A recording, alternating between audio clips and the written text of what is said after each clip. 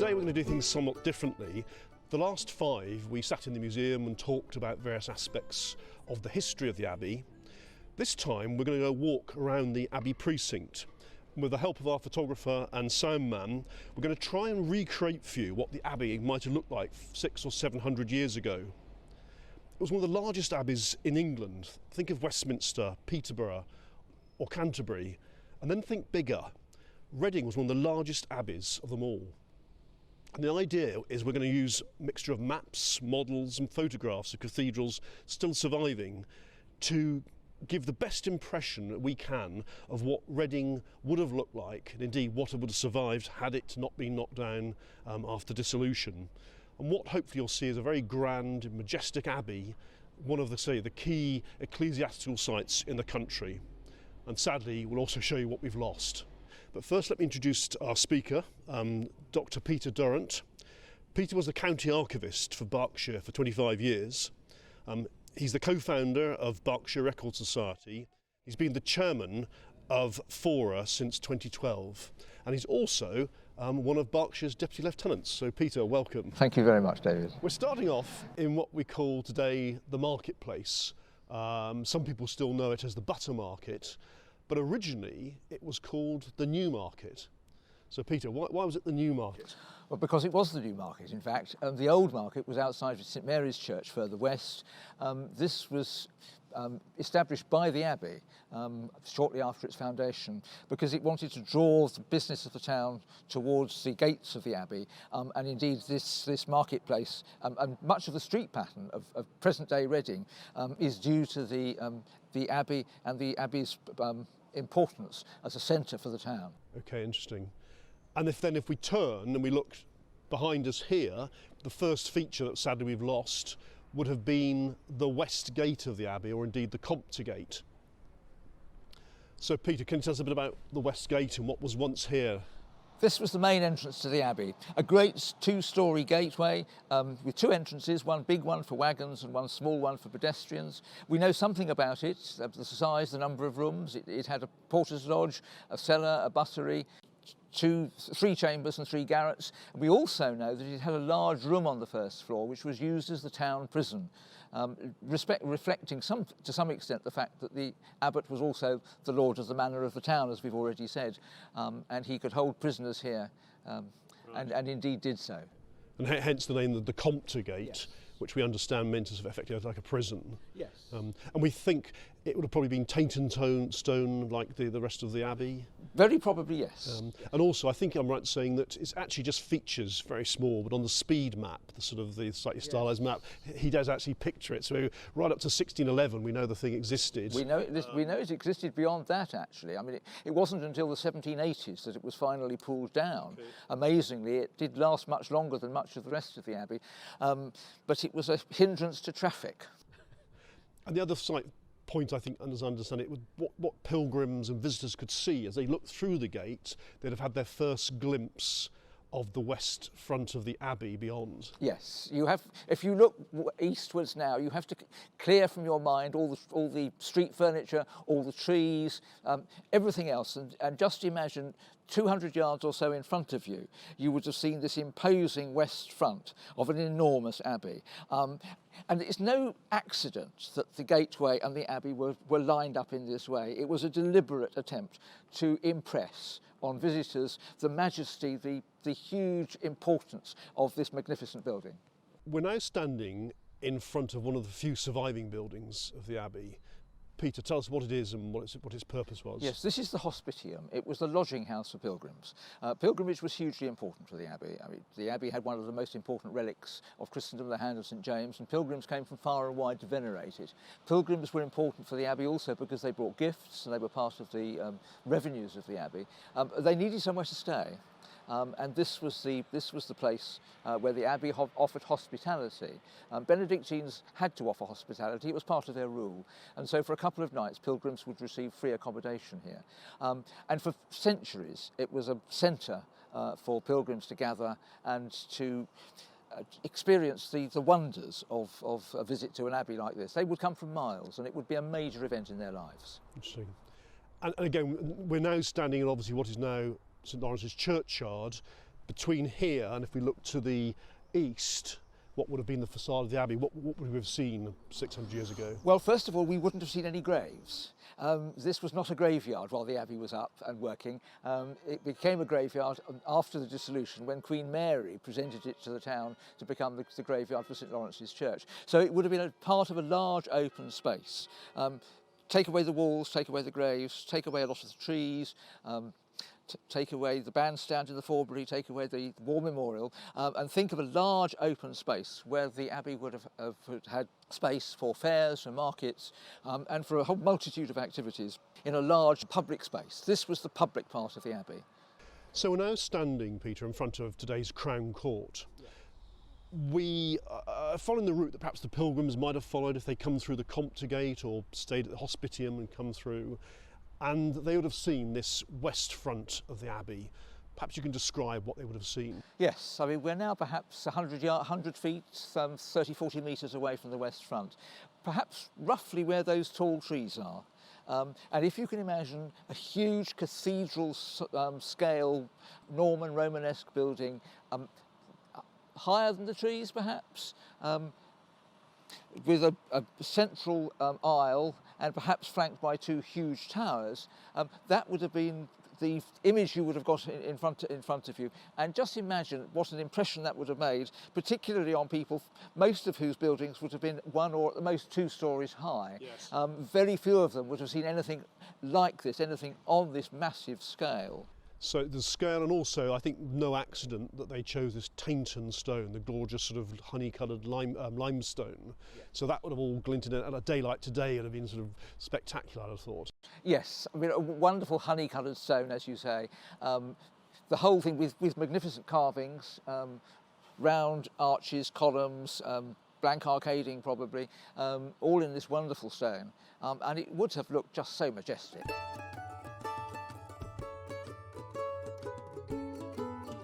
We're now standing in probably the most recognisable feature of today's Abbey, what's left from the few surviving buildings, the inner gateway. Tell us about this.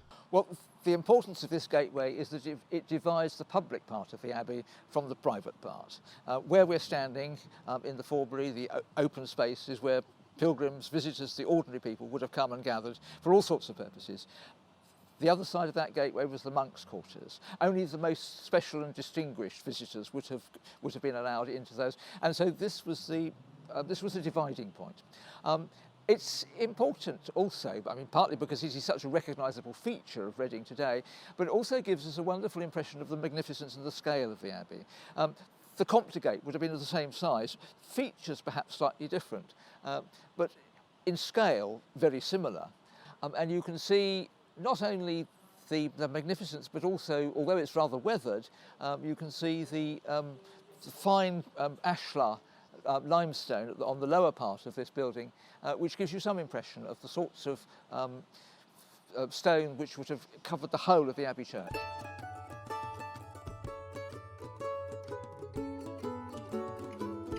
We're now standing still closer to the west front. We think that the northwest corner of the west front was where that memorial cross was. And if you can imagine it stretching from there to Abbott's house in width. We don't know quite what the west front would have looked like. It might have had towers like San Trinité, it might not have done. It might well have looked a little bit like Castle Priory. The important thing to remember, though, whether it had towers or not, was the scale and magnificence, not just of the building itself, but of all the carving, the doors, the windows, and the blank arcading, which would have decorated the front and added still more to its imposing nature.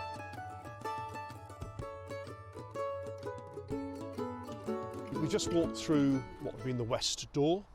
We're standing in the nave of the Abbey church. Describe to us what the pilgrim or the visitor would have seen. Well, I think, first of all, we just need to think cathedral. It's that sort of scale, that sort of size. An enormously high roof, big wide arcades with great big round Norman columns supporting circular arches, with possibly 2 more arches above them, and with what's known as giant order columns. So the the columns would have stretched right up from the floor to the ceiling around all three levels of the side of the building.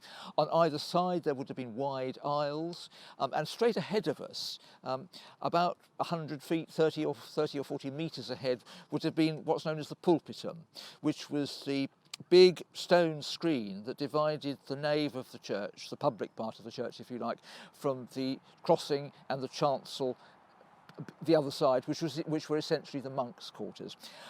In many cathedrals today, if you stand at the west door, you can look right through to the high altar without interruption. In Reading Abbey, you wouldn't have been able to do that. It was important that the monks' quarters were separated from the public quarters. The public might have been able to go round the chancel as they were in search of the relics to venerate, but as a general rule, the crossing and the choir and the chancel were private for the monks. So Peter, we've got obviously some old stones that have been incorporated into the bridge here. Yes, these were stones which were just found lying around when this arch was built to link the Forbury Gardens with the Abbey ruins in the 19th century. They're not even the best surviving carvings. I mean, we'll see later some of the carvings of the capitals around the cloister, which are absolutely magnificent, yes, and one of the wonders of the Abbey. But even these, weathered as they are, give you some impression of the trouble and the care that went into the decoration of the Abbey. A variety of different features you can see, yes, the chevrons, the rolls, the billets, the grotesque, the little incised carving of the stone down at the bottom there.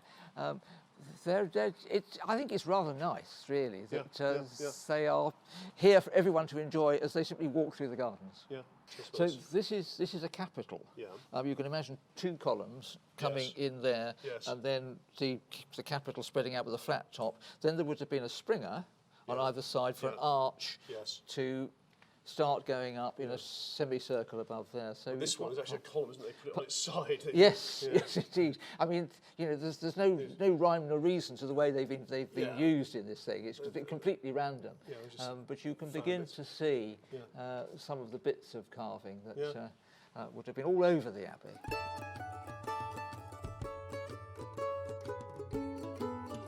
So Peter, we're now moved in the surviving ruins of the Abbey, in particular the Abbey Church. We're standing here right in front of what would have been the south-west pier, supporting what? Supporting a massive central tower. We know that the Abbey had a tower. Most Romanesque buildings of this scale would have had a tower. We know definitely from the records that there was a tower. We don't know whether it was surmounted by a spire, though in the demolition accounts there is reference to a spire, so we suspect there might have been. In any event, it would have been a massive structure.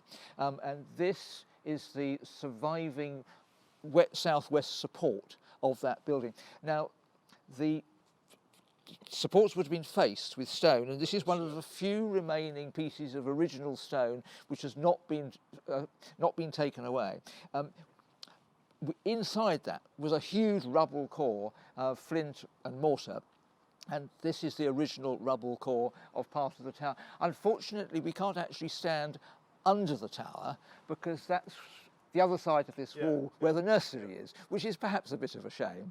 But if you can imagine a couple of steps that way, and we'd be underneath a huge tower, the central crossing point of the church, with the nave stretching that way, the chancel stretching that way, and the two transepts stretching altogether for 200 feet from south to north on either side. It's also quite a testament to the building methods that the Normans used, that this stuff, almost 1,000 years later, survived intact, that the quality of their mortar and the way they worked it was extraordinary. It's a hugely solid structure. I mean, I think this is one of the things which actually, in a funny sort of way, these flint and mortar remains help to demonstrate, just how much stone was brought to Reading either from the Cotswolds or from the Berkshire Downs for the flint, and indeed in some cases from France, all to build this amazing structure, because actually there isn't a great deal of local stone. It all had to be imported at considerable cost and trouble. You know, a major testimony to the importance of this building.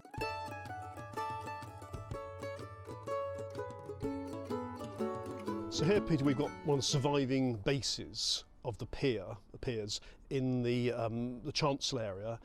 But the significant thing we want to mention here was just ahead of us would have been what? Well, the other side of this, the central part of the chancel would have been the high altar. The high altar, and why would you the high altar? altar? The high altar is important because we know that in front of it Henry I was buried.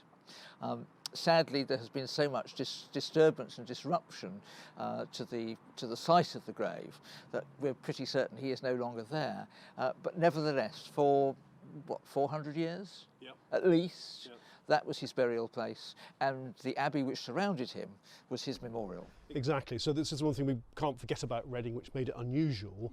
It was a royal mausoleum as well as a royal abbey.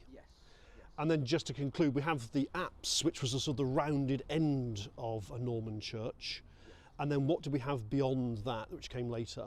Beyond the apse was the Lady Chapel. This was, as you say, a later addition. It was built in the early 14th century.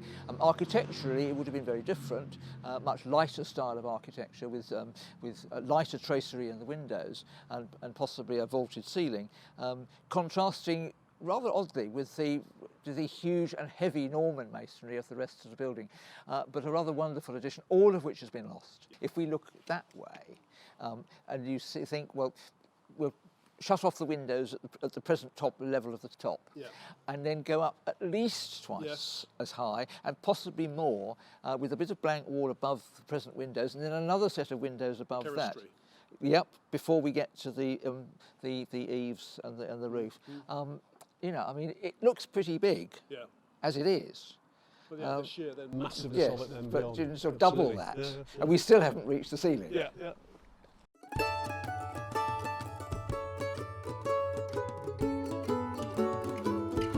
We're now standing in the south transept. On the east side of the south transept were two chapels. The one nearest to us is slightly the larger. And actually, if you look up there, you can see just a few fragments of the original ashlar stone, which would have faced the whole of the interior of this building. Very few fragments left, but that gives us an idea of what it would have been like. In this chapel, there would have been an altar, and very possibly this would have been where pilgrims would have venerated the hand of St James. Recent research has suggested that this was the point that they would have stopped and yes, venerated this remarkable relic. Of course, it wouldn't have been kept here all the time. It was far too precious for that. Would have out on special occasions, and normally it probably would have been kept in the treasury, which was just to the south of the south transept above the site, and we'll be walking through that in a minute.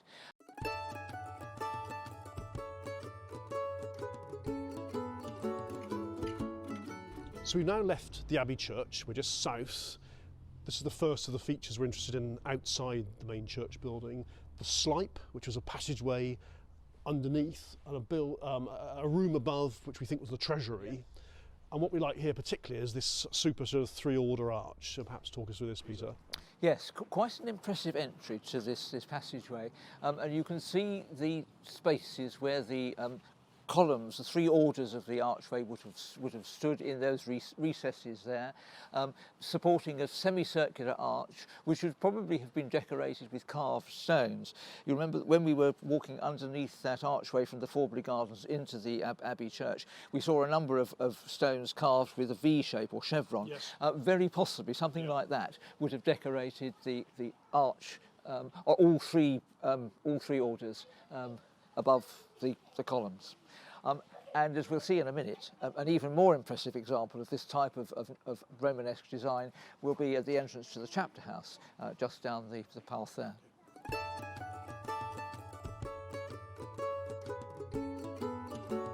So we're now standing in the chapter house, and this is probably the bit of the ruins that most people recognise, not least because they still have theatrical productions and they use it as a sort of focus for that.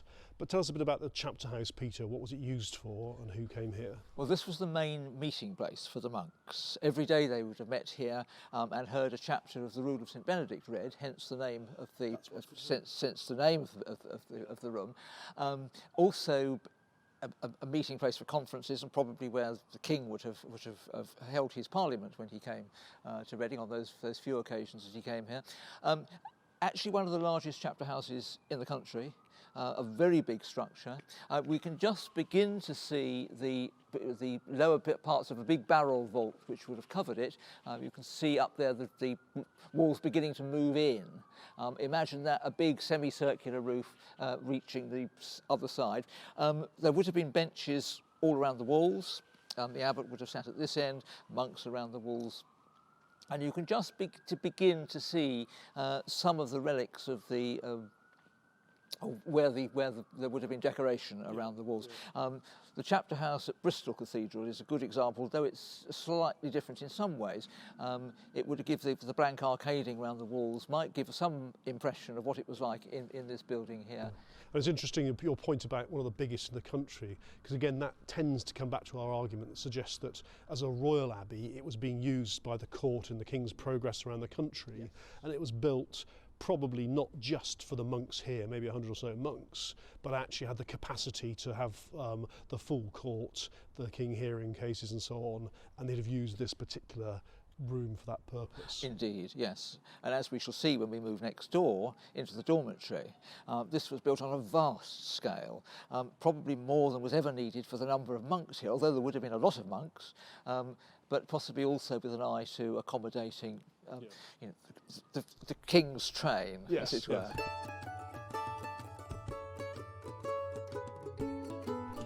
Okay, so we've come through this archway here, another little passageway, and we have these super sort of, well, what left of the vestiges of, you explain? An arcade, again, there would have been some sort of carved stones in those recesses. A passageway leading through probably to the Abbey infirmary. We don't know much about the infirmary, and all remains have been destroyed when the prison was built, but very probably there, because all abbeys had an infirmary. And then to the south of this, we're going to move into the dormitory. This is where the north wall of the dormitory ran, left to right here, and then we get here to a rather enigmatic little staircase, which, well, we don't actually know where it leads to. Right. At the moment, it doesn't lead to anywhere, but very possibly to a room above the south walk of the cloister. Yeah. And again, we've got this massive dormitory, which we can see going right down, almost down to the river.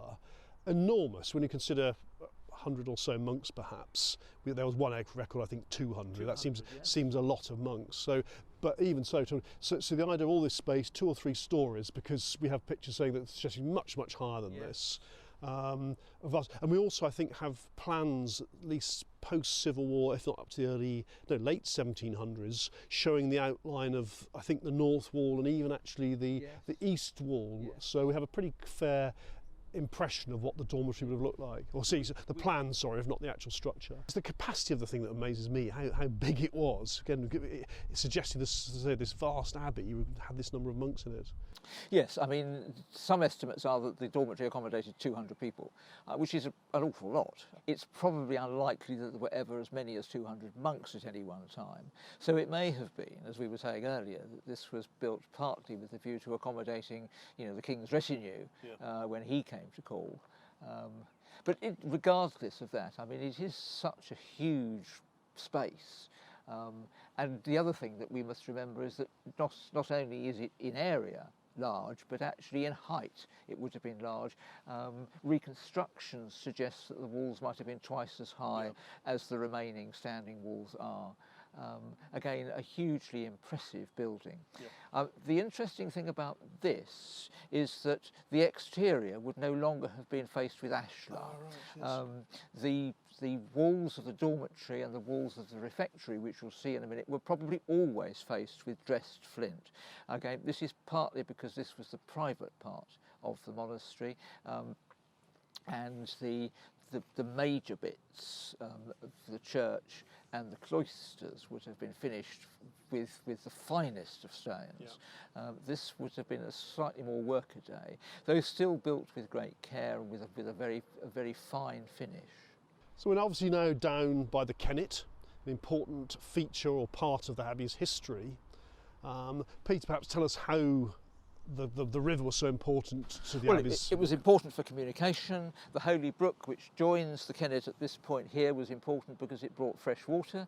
And it was also, in fact, where some of the finest of the stone that was used for the interior of the Abbey would have been brought, because some of the stone came from Cllr in France, and it would have been brought by river and unloaded here and taken up for building.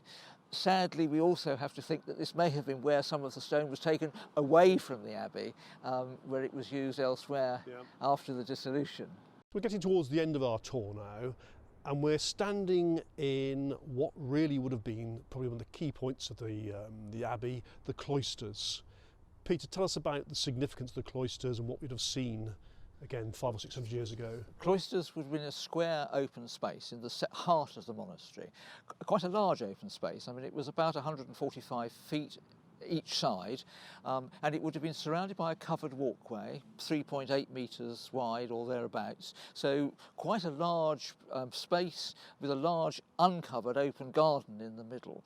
And it would have been the centre of the monks' activity in many ways, because it would have linked the church, the chapter house, the refectory and the dormitory. And it would have been a place where they could have walked when they were not at prayer or not at one of their various jobs. It was also clearly a very important space, because this was the space where the most exquisite carvings were to be found. The covered walkway was finished with an arcade of columns, and each column had a capital and a little round arch leading to the next column. And those capitals, those springers, those voussoirs, those keystones were all elaborately carved.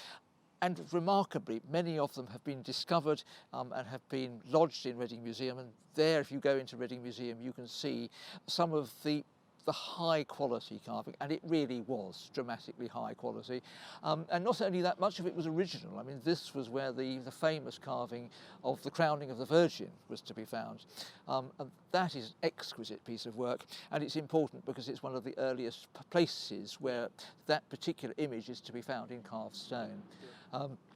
We are so fortunate that excavations down the river at Borough Marsh during the last century recovered so many of these stones, and they are first rate. They are really important. So it's the quality, the age, and am I right in saying there are few, if any, others around in this country at least of that same period?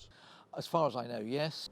All of which again comes back to our point about it being a royal abbey, highly significant, and they weren't going to do a sort of second-rate job for Reading. They're absolutely quality work here. Yeah. No, I think above all the carvings of the cloister emphasise, what an important building it was, how much time, money and skill was put into it, and why we are so fortunate here to have the remains that we've got and the quality carvings that we have in our museum.